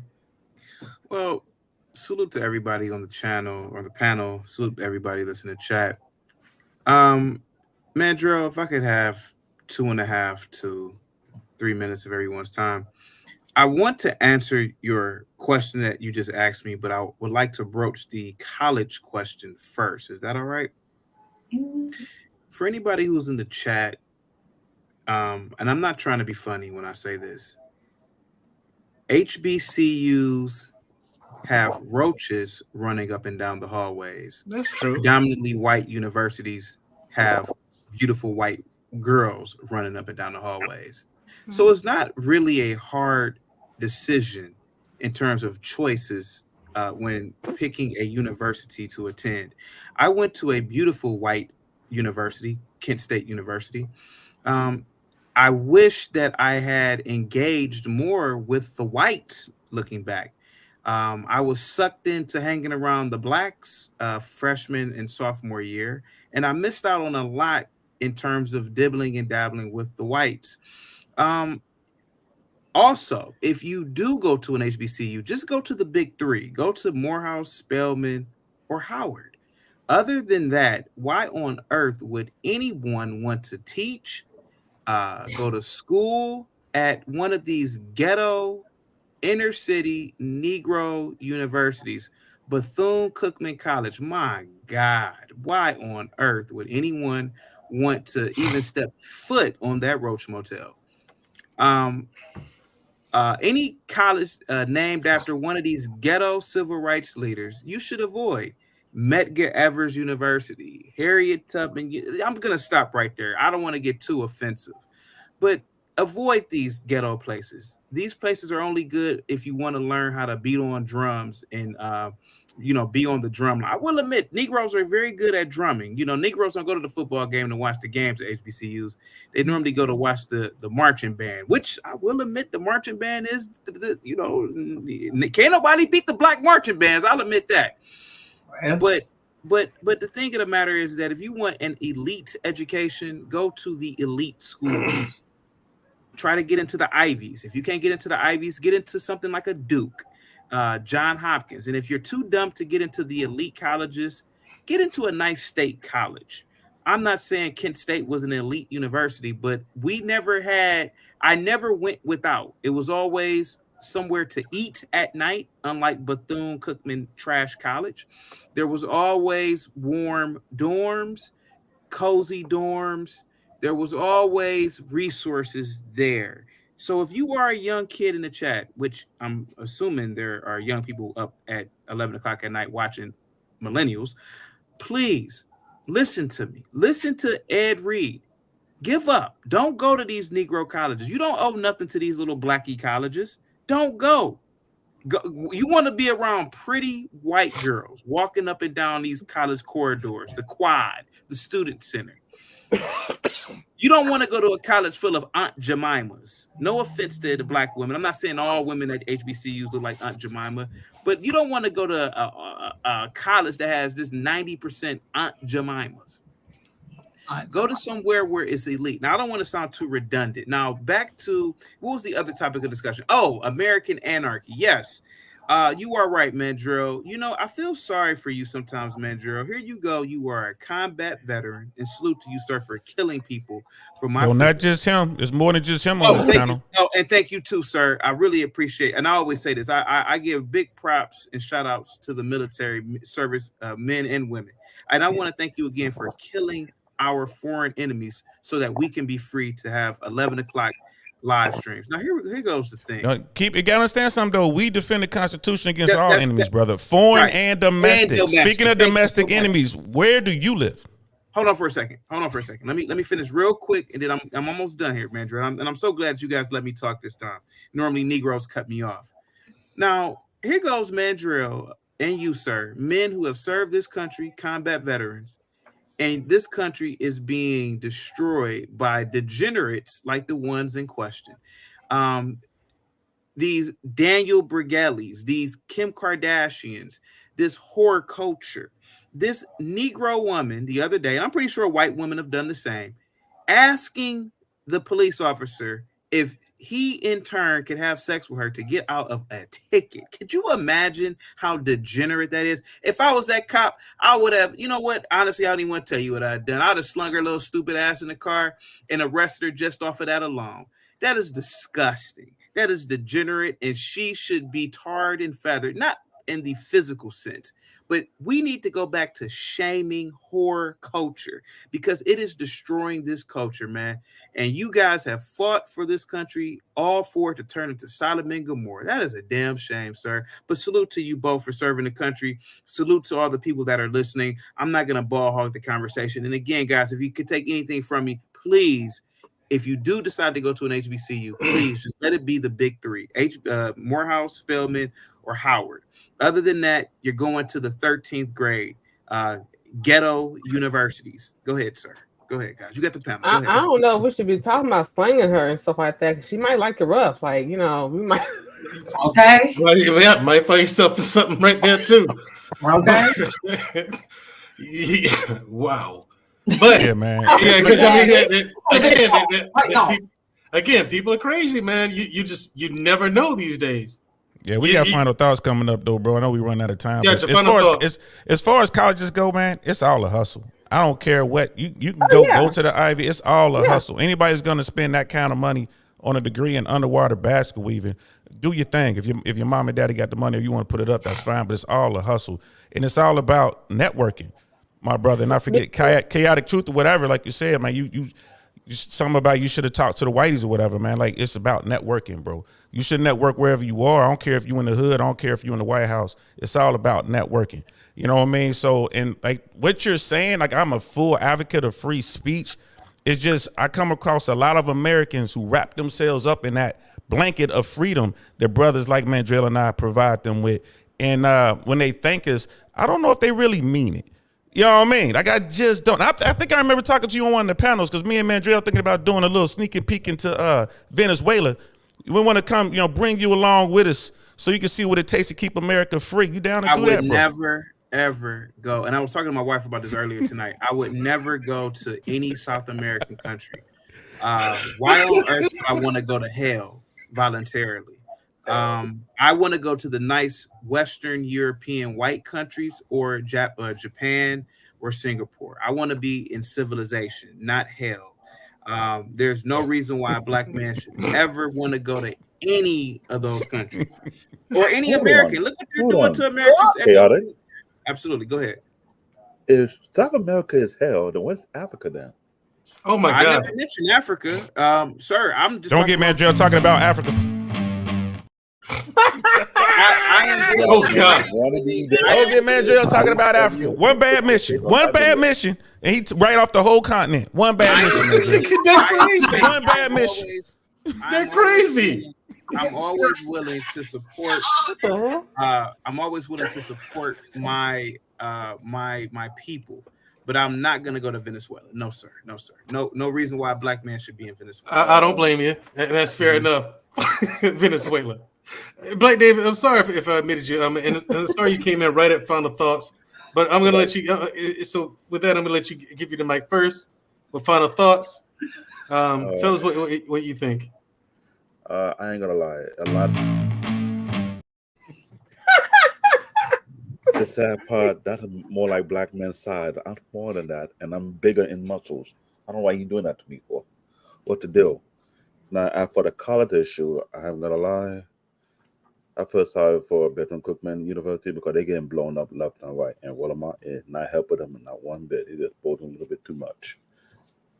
For the anarchy and all the crazy that's going on in this country, well, let's put it like this. When you support the shenanigans for the past 50 years, the feminism movement, this is exactly what you get. When you throw the dollar, make society based on catering to the women, do what you have. Like Chaotic said, in other countries, you can't even throw that thing to get yourself out of jail. They throw you in jail and get it from you later. It's what it is. Other than that, you had a great show. Black man, be careful when I come to attack you. See me rip, I'll go body slam and make you change that video. And I got muscles.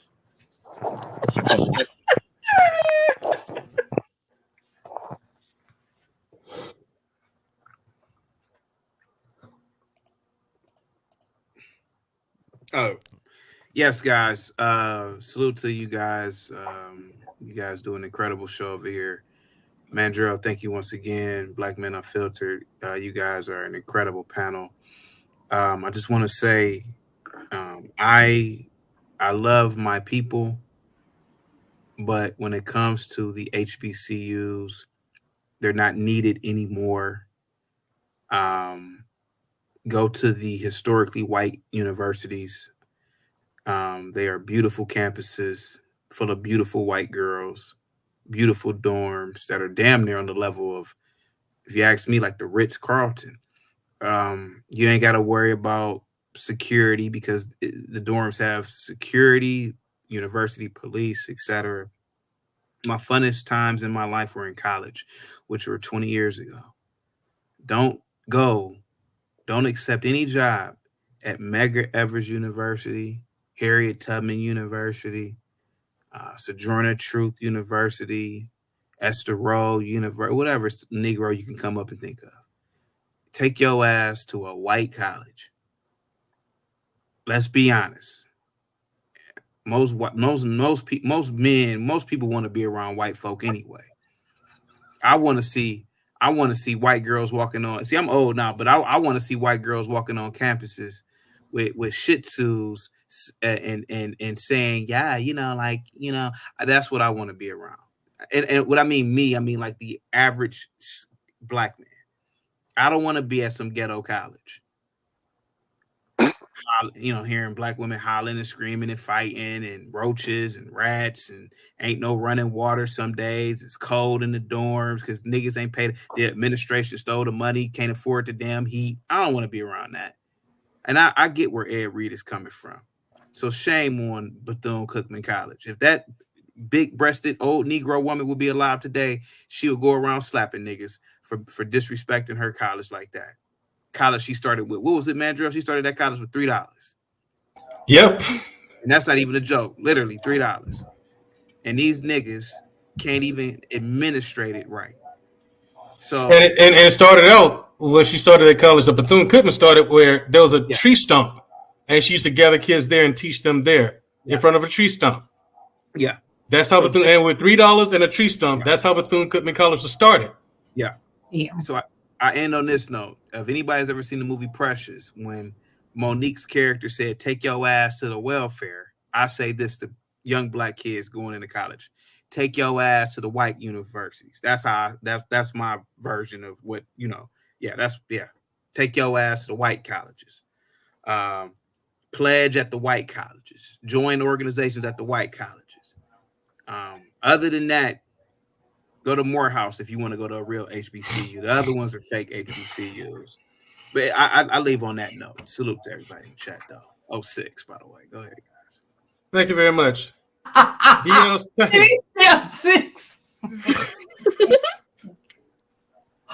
Yeah, that's a head scratcher right there. But like I said, man, it takes all kinds. It is what it is. I truly believe in free speech. You know what I mean? Let the little man say what he want to say. You know what I mean? It's cool. As a warrior, as a dude who came up the way I came up, I hear the negative. I understand the negative side. We all understand that. I get what he's talking about. But as far as colleges go, I mean, you don't need to spend 6 figures on a school, any school really. I mean, or whatever you spending, it's all a hustle. They're just trying to get that money out of you. You know what I mean? Order some pizza and get a Discover card and all that kind of stuff, man. It's all a hustle, man. You're putting yourself and your family in debt for something you don't necessarily need. But I do believe in the networking aspect of it. It is what it is. Like normally, y'all know I have more coherent thoughts, but that brother just kind of blew my mind. I'm like, oh shit. You know what I mean? And that's, Mandrell and his people. I swear to God, man. Like Mandrell and his folk. You know what I mean? SHU, I don't even know how that's your brother. I mean, what happened? I don't even know how that's your brother. Mandrell, you my man in them, but God, dog, like all these people. But I will say this though. I respect and I love being around.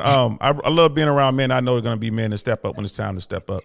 You know what I mean? When the defecation hits the oscillator, and our military people know what I'm talking about. It's dudes like that. They want to run off and say all that stuff. They get quiet quick and they run and they hide and they come and please save us. And I'm the type of motherfucker look right at you and say no. I give you a weapon, tell you go save yourself, homie. You know what I mean? So yeah, you welcome.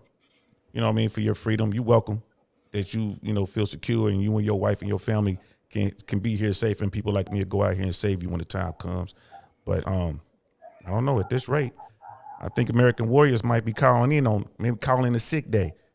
Like, nah, y'all deal with that shit first and we'll deal with it after you.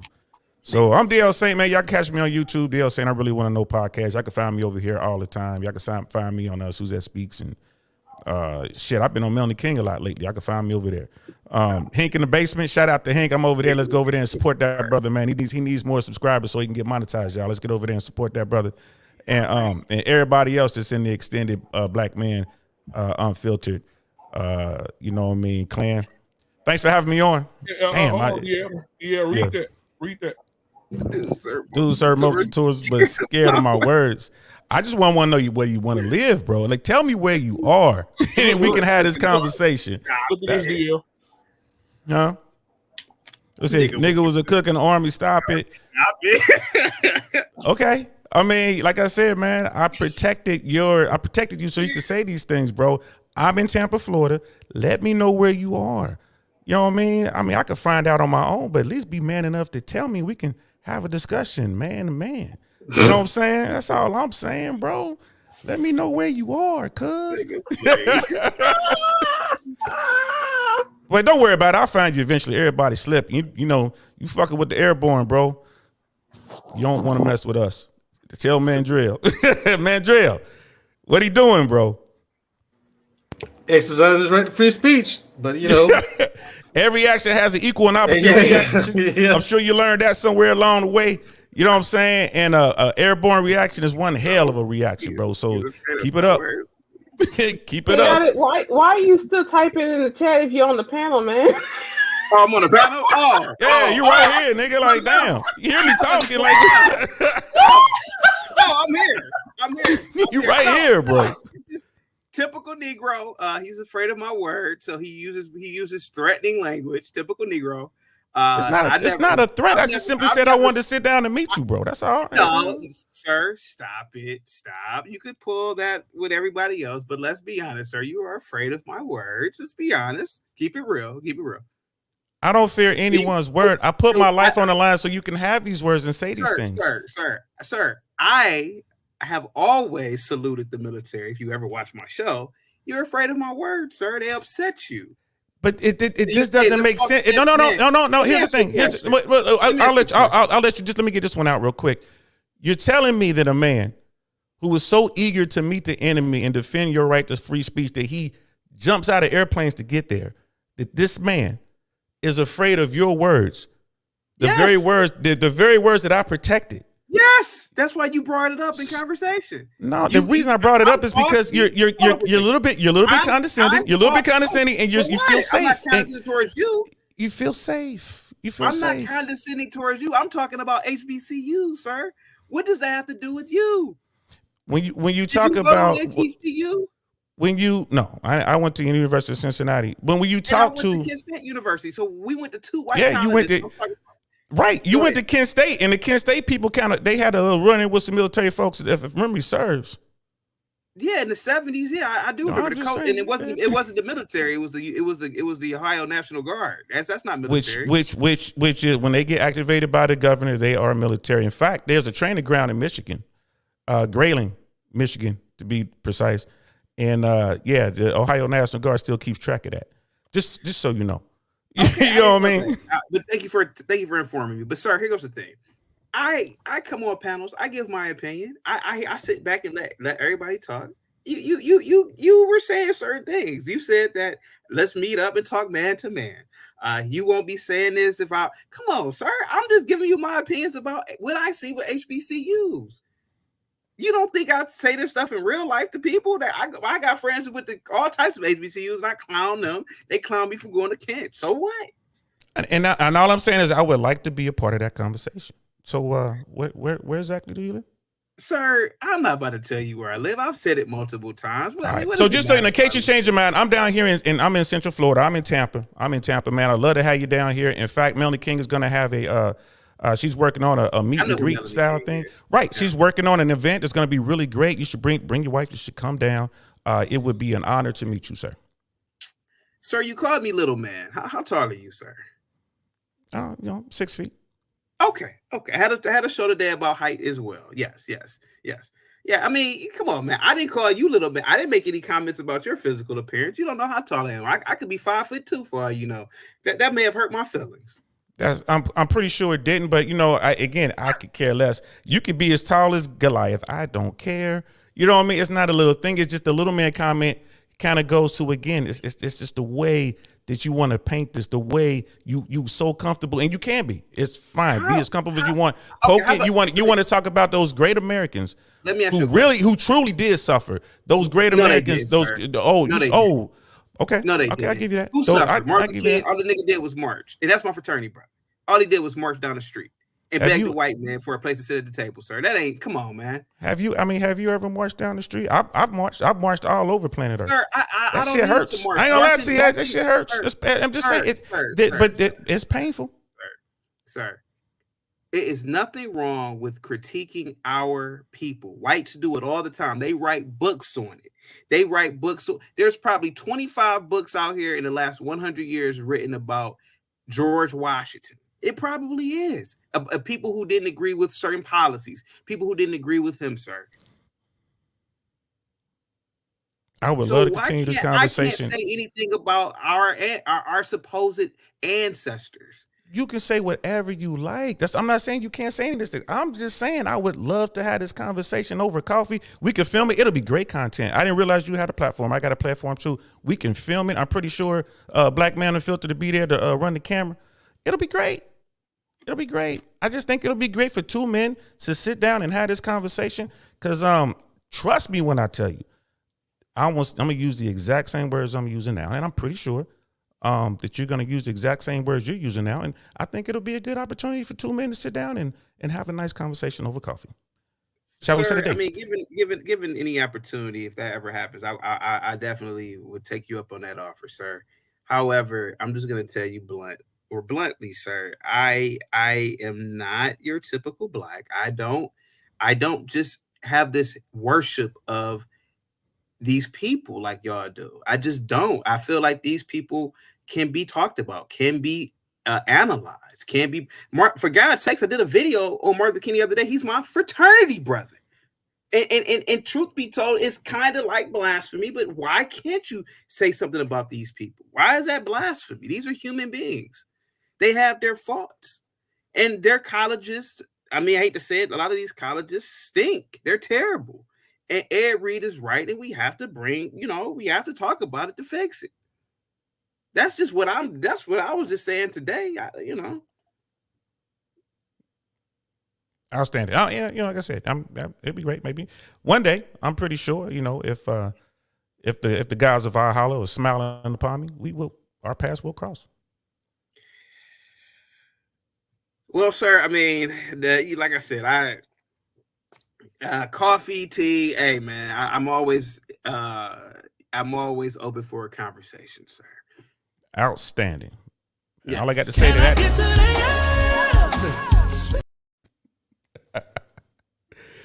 It's been a pleasure. Let's let him wrap the show up. Because I know they got to get going. We done, took extra time from Black Man Unfiltered. Let's let him get back to final thoughts. Oh, let me slow it down. Rapping with the singing, I be singing. You can get it all free like welfare. Yeah. Back to the beginning, know what I told ya. I got 2 degrees, now I'm dumb rich. This sound like some 718 shit. The living weirdo on the same shit. Gave me in, let's go violinist.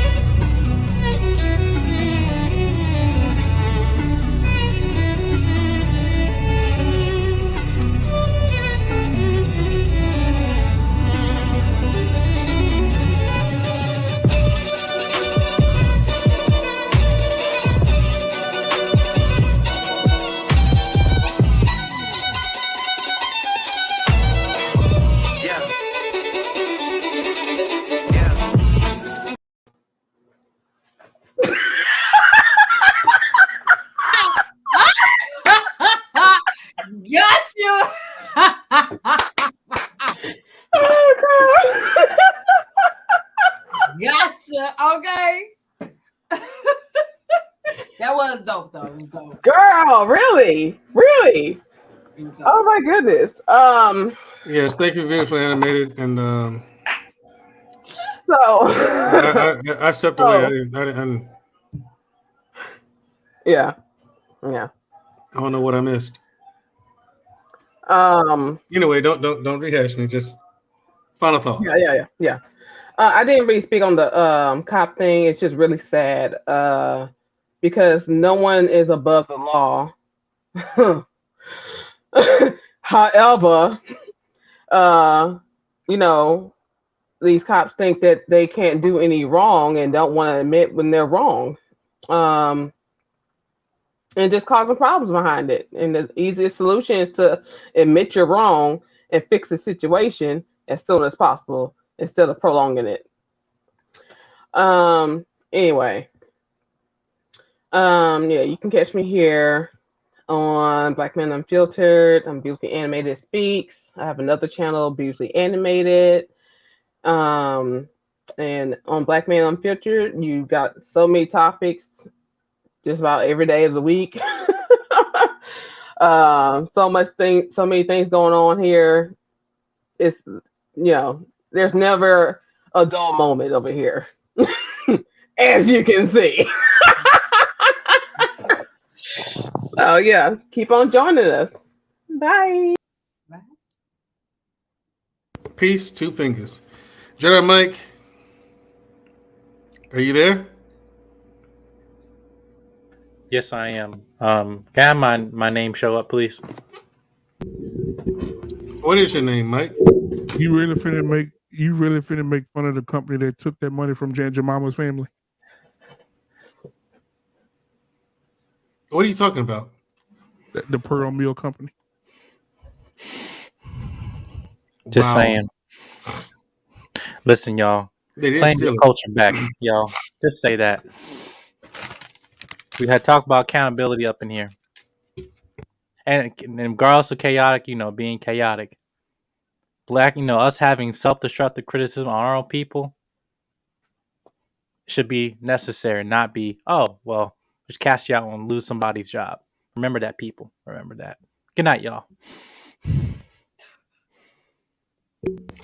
Words of the wise from Jedi Mike. All right. Okay. I'm going to get in my final thoughts after you. What do you think? Everything we talked about tonight. You attended HBCU, so did I. Listen, my thing is this, people can get insulted all they want to, but here's the thing, though. I think that the cat's out of the bag with the HBCUs now. Mm-hmm. I think because when they bring people in and those people actually do things to help, right, it's the administration and the president that gives the biggest pushback, mm-hmm, and tries to stop them from doing it. My question is why? Right. Why are you trying to stop them from helping you when you brought them in there to help you? Right. I'm not where's the money going? Even in the midst of everything that Chaotic was saying, I mean, it's the truth. Like, for the longest, most HBCUs do have rundown dorms that have,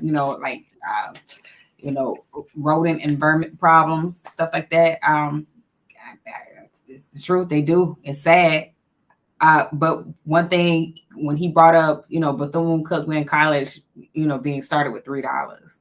Like, if you look at like the history, like that of how HBCU started, like even with Alabama State, which is my alma mater, there was a point in time where the school had no money to pay the professors. So they, in an effort to keep the school going anyway, they still showed up to teach those students for free because they cared that much about the school. And, for these administrations to come in and just destroy everything, it's an insult to all the hard work and effort that these people put in to get their institution up and going. And so, they do need to do better. They do. Bottom line, they do need to do better. Yeah, that's my whole thing. I want these HBCUs to do better. I really do. I really, really want that. But my thing is, it seems like the corruption has been passed from generation to generation. Mm-hmm. It seems that way. This is their speculation because you've had the same problems for 40, 50 years, 60, 70 years. Mm-hmm. Okay, now, like I say, I give credence to, I say, the past 30, 40 years. Okay, like in Alabama, we know that the state was up to some shenaniganry. They were literally stealing the endowment money from the black schools and giving it to the white ones. We know that for a fact. Irrefutable fact, it was found in court. Mm-hmm. It was settled in court. Okay. So I give them a little leeway. Alabama State took their money and you see what they did with it. Look at the campus today. Yeah. Look at the campus today. Stadium and everything. So I'm saying, yeah. But then you look at Alabama A&M. Yeah, it's still the same. Where'd the money go? It's worse, actually. It's not the same. It's actually worse. Yeah. It was better when it was there. Another thing I wanted to say, I talk about as far as like with the lady trying to bribe the police officer. Listen, let's just be honest. We're gonna be honest real quick. I ain't trying to make final thoughts that long, but I was once told, hey, all women sitting on a gold mine. It has gotten women out of many things. Okay, and it will always get women out of many things. So, if she didn't want to go to jail, she didn't want a ticket, you never know. Maybe that was her last strike and her license was suspended. You just never know. Honey, that's one form of payment that in most cases is accepted. Okay, got it. Stop trying to help her. Stop trying to help her and tell the truth. Yeah, but with that, stop trying to help her. All I can say is, ladies and gentlemen out there, watch your back. Have you some form of protection with you at all times. Our grandmother used to ask me every time she saw me, like, you got some protection on you, you got some mace, you got a knife or something. I mean, because the world ain't gonna get no better. It's no time soon, if ever. It's just gonna keep getting worse. People gonna keep getting crazy, and especially with these hard economic times that's coming up. Is the recession that's hitting. It's just gonna get worse. So arm yourself and be prepared at all times. So, say your prayers and keep it moving. But with that, ladies and gentlemen, thank y'all for joining us for the show. Be sure to tune in to the Dustosphere tomorrow too. The Dustosphere comes on at 7 p.m. Eastern Time, 6 p.m. Central Standard Time. I'm gonna be on there. We got something special for y'all. Y'all gonna like it. We've been doing this YouTube All Stars thing, so we're gonna do a Kendra G like show tomorrow. So if y'all want to call in, y'all looking for love, call in to the Kendra G show. We got it for you. Okay. Also, tomorrow, I haven't given my final thoughts. Also, Information Man pulling in. How's it going, Information Man? Hey. Also, I just dropped the link in the chat. I'm going to be on Critically Drinking tomorrow at 2 p.m. Central, 3 p.m. Eastern. Yeah, I'll be on that tomorrow and as a guest, And yeah, my final thoughts on this is just, I brought this up because I think we're sick. I didn't bring up how you could say one thing like when people misread things like that, and stuff like that. That's a whole another video. Right. But it's I think it's just sad that it's come to this, and these HBCUs, it breaks my heart. It really does break my heart to see them still have the same issues. Since I attended an HBCU, I'm like, why are you having the same issues? Yeah. Then I look at the one I went to versus the one you went to. Look at Alabama State. Whole building, brand new building, state-of-the-art facilities on the inside, and the whole state-of-the-art equipment geared towards physical therapy and some other programs. They got sports medicine, you know what I'm saying? Whole thing building. They do all they have a forensic science school. They have a forensic science school there. Like Alabama State, they have grown by leaps and bounds. Yeah. Brand new stadium, the whole nine. Alabama A&M. What the hell? Well, how does it look worse? Yeah, they got a new workout facility, right? New gym for the students. And they got some apartments that were there. They built those, and I was there. Mm-hmm. But I think the biggest change is they got a new gym there for students to go to. But they had a gym there before. But where's your stuff for academia? Right. Like there's nothing there, and I was just like, the contrast and comparison is astounding when you look at the difference. Mm-hmm. As one university who did the right thing with their money versus another who didn't, right.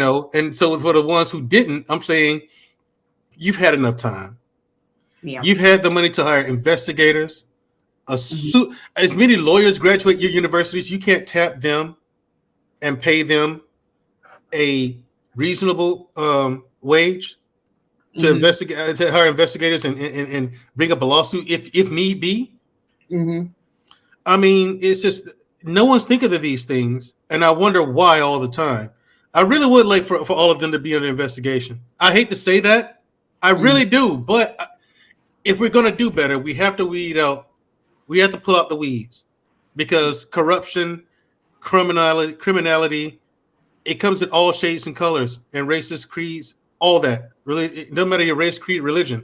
It comes in all forms, and that has to include ours as well. So we have to hold ourselves accountable, right, and take power into our own hands and fix our own problems, because no one's going to help us fix them. Right. That's my thing with HBCUs. I'm like, you can't treat your students like trash for 4 years, but when they graduate and go on to get and become successful, turn around and ask them for money. Mandrell, I love you to death, but it's called final thoughts. These are my final thoughts. Let me have them. Not final soliloquy. No. Let me have them. Put an end point on you, but you got to get it to an end. No.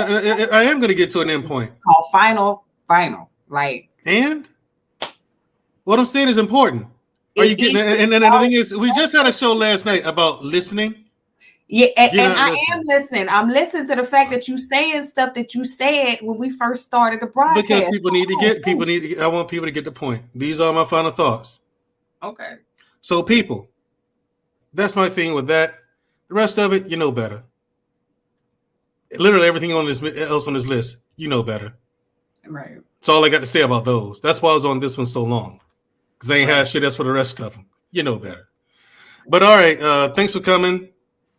Appreciate it, Andre. Shut up. That ain't funny. Okay. All right, everybody. Join us next week. See y'all later. Good night, y'all.